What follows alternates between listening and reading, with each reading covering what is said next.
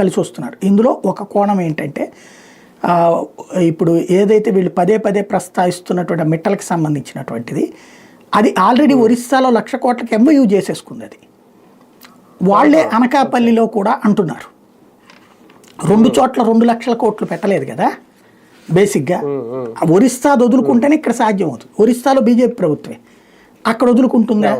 వాళ్ళు కొన్ని లెక్కలు చెప్పారు, మాకు ఎట్లాంటి పర్మిషన్ కావాలి సరుకు రవాణాకి అంటే. వాళ్ళకి ఏంటి, రా మెటీరియల్ తెచ్చుకోవాలి. రా మెటీరియల్ తెచ్చుకోవాలంటే బై ల్యాండ్ తెచ్చుకోవడం పొల్యూషన్ అని పర్మిషన్ ఇవ్వరు. అందులో అటవీ ప్రాంతాల పక్క నుంచి కాబట్టి పర్మిషన్ ఇవ్వరు. బై వాటర్లో నుంచి తీసుకురావాలంటే అది పర్మిషన్ ఇవ్వరు. వాటర్ కూడా పొల్యూషన్ అవుతుంది. మన చంద్రబాబు గారే చెప్పారు కదా ఈ విషయం, నేను మోడీ గారి దృష్టికి తీసుకెళ్తే పైప్ లైన్ ద్వారా చేద్దామన్నారు అనేటటువంటిది. అది చెయ్యాలి అంటే పర్మిషన్స్ కావాలి. అన్ని పర్మిషన్లు మీరు తెచ్చిస్తే మేము ఫ్యాక్టరీ పెడతామంటున్నారు వాళ్ళు.